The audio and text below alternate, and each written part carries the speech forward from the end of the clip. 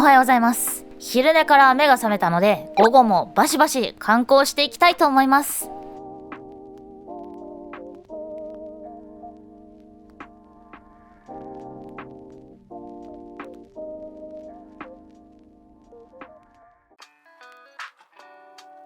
駅前もね、昼になると人通りがすごいですね。敷島も地下鉄に乗って移動します。これから敷島が見に行きたいと思っていた観光地を3つほど回りますので、皆様も頑張ってついてきてくださいね。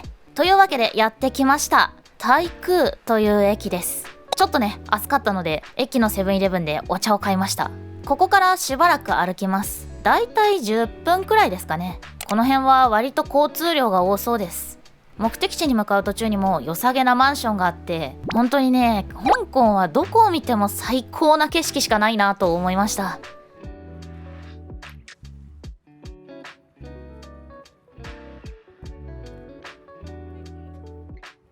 目的地に到着です。敷島がわざわざここまで来て見たかった景色はこちらです。いやー、素敵ー。この息が詰まりそうなくらいの密集具合、そしてこの狭い空、いや本当にね、ロマンの塊でしかないですよ。本当に圧巻の一言です。ここは通称モンスターマンションと呼ばれている場所で、このマンションの中には普通に人が住んでいるそうです。ということは、住もうと思えばこの中に住めるってことか。いやー、ロマンあるな。ここは撮影しに来る人が多すぎて、一時はね、入場禁止になっていたそうなんですが、コロナ後に入場禁止が解除されて、今は好きに入って撮影することができるようになったらしいです。敷島はね、絶対にここの景色だけは見たいと思っていたので、入れるようになって嬉しいです。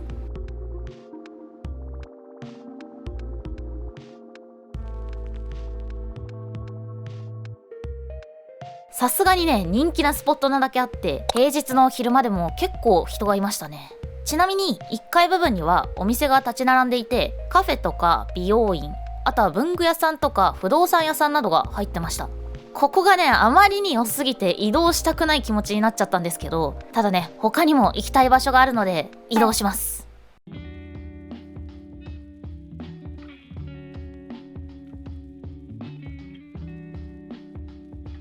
ということでやってきました。チョイフン駅です。この駅にもね、敷島が見たいスポットがありますので、早速移動していきましょう。駅から出るとすぐ団地のような場所に行き当たります。その中を進んでいき、特定の建物を登っていくと、着きました。この開けた場所、ここが次の目的地です。ここはチョイホンチュンと呼ばれる場所で、ご覧いただいている通り、カラフルなバスケットコートだったり、目の前のパステル色の建物が特徴です。ここもね、インスタ映えスポットで人気だからか、平日の昼でも人が多いですね。いわゆる映えスポットってやつですね。 PV で使われたりとか、結構有名な場所だそうです。なんかこうめちゃめちゃカラフルなんで、確かに写真映えはするかもですね。一応ここはもう取り壊しが決まってるそうです。なので来たっていうのもあるんですけど、これの取り壊しがいつなのかはまだ決まってないらしいんですが、一応取り壊し自体は決定みたいな感じらしいです。ビジュアル的にはさっきみたいななんかこうごちゃっとしたところの方が好きなんですけど、これはこれですごいなんか開けてて気持ちがいいですね。ちょっとしばらく休憩してから行こうと思います。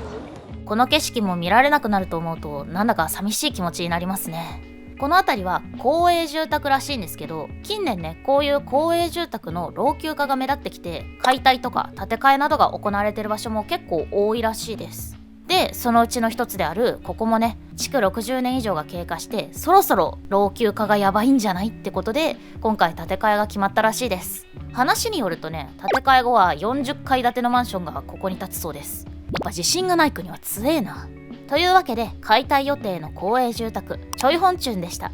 さて、次に行きます。調べたところ、次行きたい場所はどの駅からも遠くてですね。ということはバスか。いや、バスめちゃくちゃ苦手なんだよな。公園は駅から遠そうなのでバスで行こうと思います。でかいバス停、多分これに乗れば行けると思うんですけど、不安です。日本の中の旅行ですらバス乗り間違えるからな。多分これで行けるとは思います。頑張ります。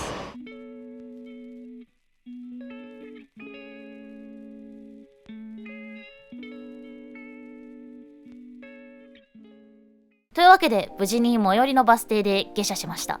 東正道です。今朝のね山奥行くよりは余裕でしたね。こっちはミスっても都市部のどっかに連れてかれるだけですけど、あっちはねやばいところに連れてかれて一生帰ってこれない可能性ありましたからね。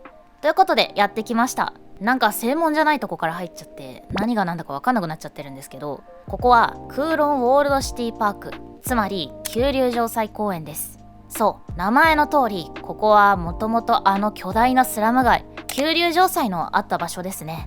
今はねこんな感じののどかな記念公園になっちゃってるみたいです。ここに本当に急流城西が建ってたんですね。本当もう信じられないほどのどかな公園になってますけど、ここはかつて南門があった場所の跡地みたいです。他はね跡形もない感じになっちゃってるんですけど、ここだけ残ってるんですね。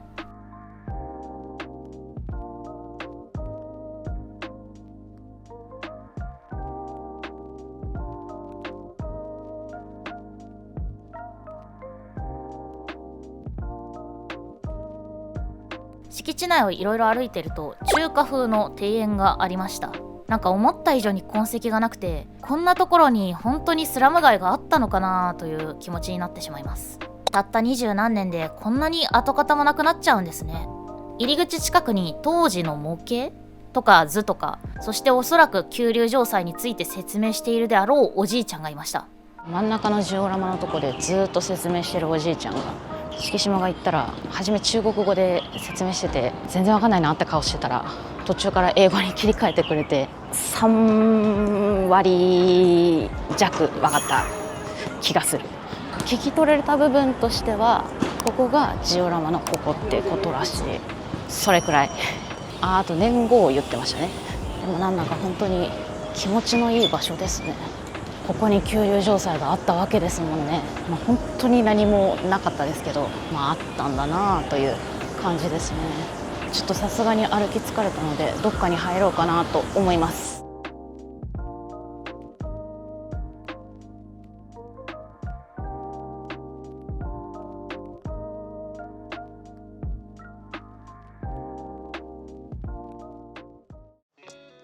というわけで目当てのお店にやってきました。ここはカフェなんですけど、とても気になってたお店なんですよね。とりあえず中に入ってみましょう。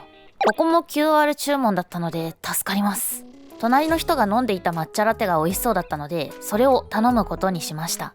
このカフェは1世紀近い歴史のあった漢方の薬局をリノベーションして作ったカフェだそうです。店内には至る所に漢方薬局時代の痕跡を見ることができました。こういう昔からある建物を活用した場所っていいですよね。本当はここで何らかのデザートを食べようと思ったんですけど、近くにねデザートの専門店があるということでお店をはしごすることにしました。次にやってきたのがこちら、香港のチェーンのスイーツカフェだそうで、現在ね香港内に4店舗あるらしいです。めちゃくちゃ楽しみだ。早速行ってみましょう。ここは QR コード決済じゃなくて店員さんを呼んで注文する方式のお店でした。毎度のことながらメニューを見ても何が何だか分かんなかったので、壁にポスターが出ているメニューから適当に指差しで注文しました。本当はね香港にあるというこういう漆黒のお汁粉みたいなやつが食べたかったんですけど、メニュー名を見てもねどれがどれだか全く分かんなかったんですよね。というわけでやってきました。壁に貼ってあった謎のスイーツです。敷島がねマンゴー大好きなのでマンゴーが入ってそうなこのメニューにしました。肝心の味なんですがめちゃくちゃ美味しいです。これねあんまり日本にはない感じの食べ物だなっていう感じで、マンゴーが入った甘くて冷たいお汁粉みたいな感じで、甘酸っぱい汁の中に白玉とか白いタピオカみたいな何かが入ってますね。さらにね粒あんも入ってて、これねなかなか日本にはない組み合わせだなと思ったんですが、個人的にはめちゃめちゃ気に入りました。これ日本でも食べられるとこないのかなって思いました。香港のスイーツってこんな美味しいんですね。ごちそうさまでした。というわけで甘いものを食べてきたんですけど、味はめちゃめちゃ美味しかったですね。出てきた時はめちゃめちゃ甘いのかと思ってたらそんなことなくて、甘さ控えめぐらいの感じで自分好みの味でした。入店して店員さんが特に案内してくれなくて、どこに座っていいのか分からなかったんですけど、後ろから来た別のお客さん、なんかめっちゃこわもてのお兄さんだったんですけどがめっちゃ丁寧に教えてくれて、なんとか事なきを得ました。食べてたら向かい側の女の子がめっちゃ日本人だろこの人っていう顔をしてたんですけど、全然普通に香港の人でした。ちょっと喋ったんですけど、なんか日本にも来たことあるみたいなことを言ってました。なんか見た目よりも思ったよりカロリー高くなさそうな感じで、全然次行けそうなので、ちょっと移動してどっかまた別のお店に入ろうかなと思います。じゃあ地下鉄に乗ります。というわけでやってきましたセントラルです。セントラルというだけあって真ん中なのかな、ここが。ちょっと適当にぶらつきたいと思います。次にやってきたのがセントラルという駅です。なんでもここが香港の中心地らしくて、確かにね、周りの景色を見ても先ほどとは違ってかなりね、日本の都内のような雰囲気が漂っています。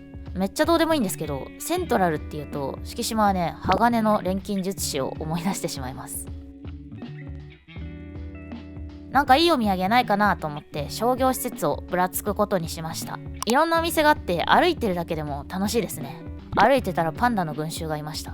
ちなみにね、次の日もこの建物に来たんですけど、また別のところにさらにたくさんのパンダの群衆がいました。晩ご飯でも食べようかと思い、ご飯屋さんを探しています。こういうところもいいですね。ただ満席っぽいですね。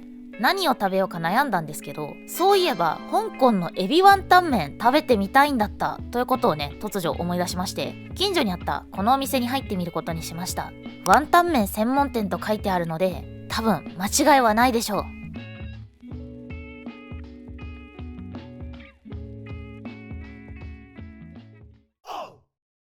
こちらがティムチャイキーさんのエビワンタン麺です。うひょーい。黄金色のスープに浮かぶ黄金色の細い麺とゴロッとしたインパクト抜群のエビワンタン、さらに刻みネギがあることで彩りも抜群ですよってことで、早速いただきまーす。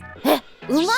これめっちゃ美味しいですね。麺が細麺でしっかり食感がある感じなんですけど、ラーメンの細麺とも違う感じで、かなりね独特な麺なんですけど、めちゃくちゃ好みでした。スープはね、塩ラーメンみたいなあっさり系の味なんですけど、ちゃんとね旨味があって本当に美味しいです。いやー、これはいつまででも飲み続けられる味ですね。エビワンタンの部分もプリプリでとっても美味しかったです。ごちそうさまです。いや、めっちゃ美味しかったです。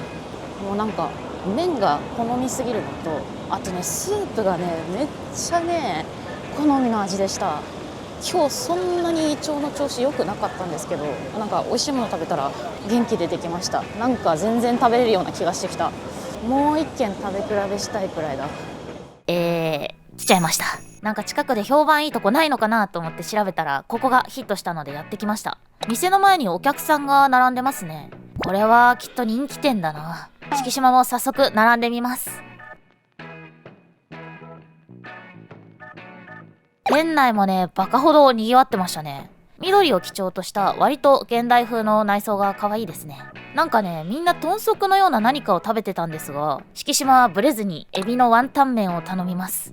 来ました。エビワンタン入ってねえじゃんと思ったら中に入ってました。よかった。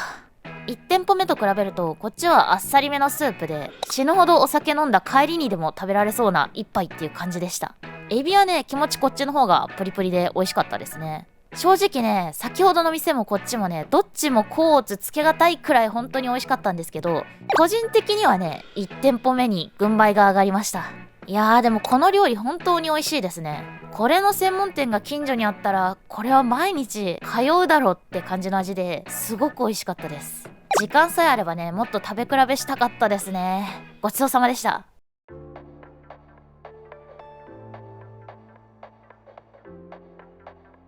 宿があるワンチャイに戻ってきました。せっかくだからね、少し散歩しながら帰ろうと思って、少し宿から遠めの出口から出てみたんですけど、なんだこれ、めっちゃおしゃれやないか。もしかするとね、敷島の宿がある方じゃなくて、こっちの方がメインストリートだったのかもしれません。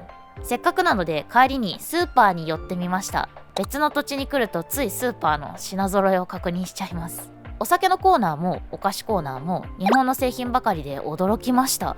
クラフトビールのコーナーを見てみると、さすが香港のクラフトビールであるヤングマスターが置いてありますね。あと帰りにマックにも寄ってみました。この期間限定メニューのところに将軍推薦って書いてあるんですけど、将軍ってどういう意味なんだ？これ別の日の別の店舗で撮った期間限定メニューのポスターなんですけど、卵将軍って何なんだ？香港における将軍って一体どういう意味なんだろうと大変気になりましたね。この日も帰りにどこかに飲みに行こうかと思いましたが、コンビニで見慣れないビールを見つけたので、それを買って部屋で飲むことにしました。ブルーガールっていう謎のビールなんですけど、調べてみたところ、これはね、もともとドイツのビールだったらしいんですが、香港の会社に買収されたことで、今はアジア圏でしか販売されないビールになったんだとか。味はね、結構軽い感じで飲みやすいビールでしたね。お酒飲んでたらなんか眠くなってしまったので寝ます。おやすみなさい。おはようございます。朝6時半、もうすぐ7時ですね。今日の朝ごはんはセントラルの方にあるワゴン式の点心でも食べに行こうかなと思ったんですけど、なんか思ったよりそんな元気がなかったので、ちょっと急遽予定を変更して、ちょっと歩いたところにあるおかゆの専門店に行こうかなと思います。とりあえずなんかもう目が覚めちゃったんで、朝ごはん食べに行ってチェックアウトまで一眠りしようかなと思います。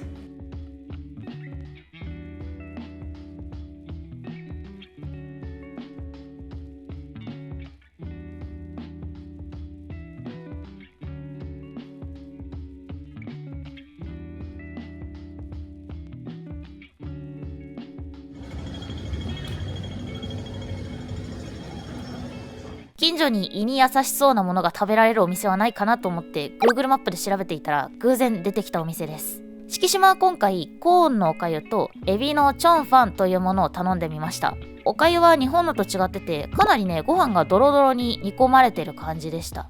見た目からすると醤油とかかけて味付けしないと結構味しない感じなのかなと思ってたんですけど、全然そんなことなくて、やや味付けがされていて、それがねちょうど良かったです。で、こっちのチョンファンですね。これね、美味しすぎました。なぜ最終日に食べてしまったんだ。もっと早く知りたかったよ。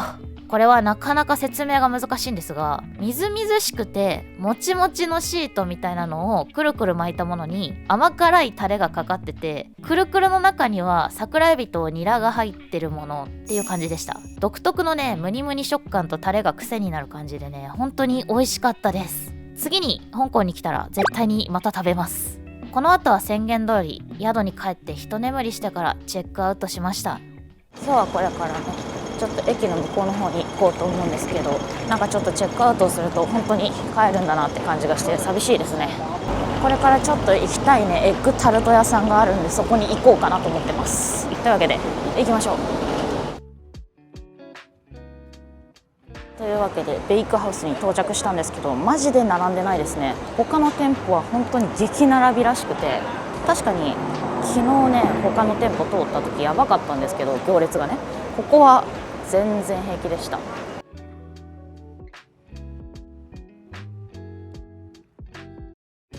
というわけでこちら購入しました。ちょっと近くの公園で食べましょうかね。ベイクハウスのエッグタルトめっちゃ美味しかったっす。正直ね、人気だから食べておこうみたいな、そんな気持ちだったんですけど、すげえ美味しかった。サクサクのパイ生地になんかこうプリンみたいな、プリンですかね、プリンだと思うみたいな感じですごい美味しかったな。まだ焼きたてだからなのか、すごいまだあったかくてすっごい美味しかったです。語彙力がない。とりあえず目的は達成したので、これからまたセントラルに向かおうと思います。空港へ直行の電車があるセントラルにやってきたんですが、まだね、空港に行くには早かったので、もう少しセントラルを観光しようと思います。というわけでやってきたのがタイです。ここは警察署であり、刑務所だった場所をリニューアルして観光地にした場所のようです。中にはね、資料館があったりとか、あとはこんな感じでね、牢屋の中を見て回れる場所もありました。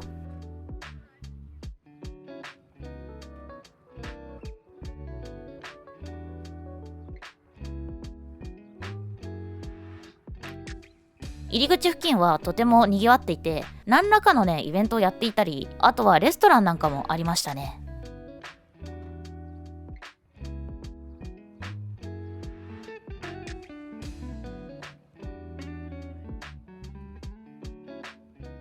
街中を歩いていたらまたしてもエッグタルトのお店を見つけました。しかもね、今なら並ばずに買えそうです。エッグタルト運いいな。日頃の行いかな。やたら熱々の状態で出てきて熱々言いながら動画を撮っています。こちらはパイ生地ではなくタルト生地でした。さっきのベイクハウスのものと比べるとこちらは結構優しくて素朴な味っていう感じですね。こういう系統も美味しいな。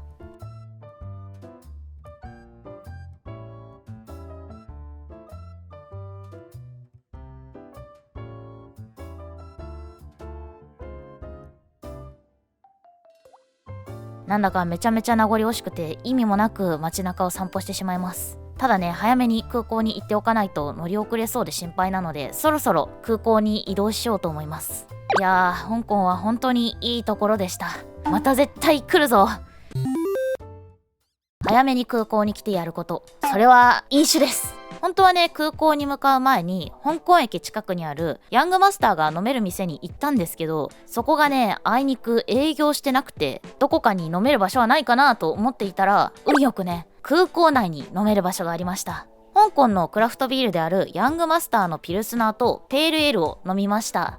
で、メニューをいろいろ見ていたんですが、このムーンゼンラガーって何なんだろうと思って検索したら、これもね、香港のクラフトビールだったらしいです。敷島ね、香港のクラフトビールといえばヤングマスターみたいなイメージしかなかったので、他にクラフトビールがあったことにもびっくりなんですが、 Google マップで調べてみたらね、香港内に醸造所があって、しかもそこで見学をするとビールが飲み放題になるっていう風なことが書いてあって、それは行きたかったなって思いました。帰る直前になってその存在を知ってしまいました。めちゃめちゃ悔しすぎる。次に香港に旅行に来たら絶対に行こうと思いました。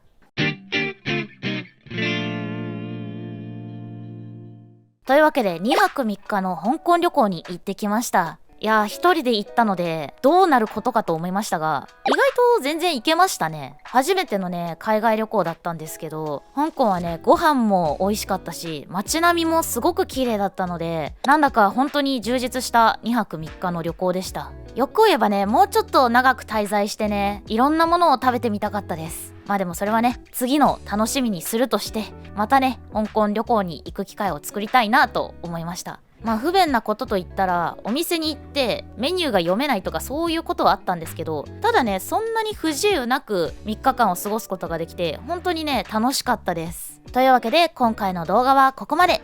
また次回の動画でーす。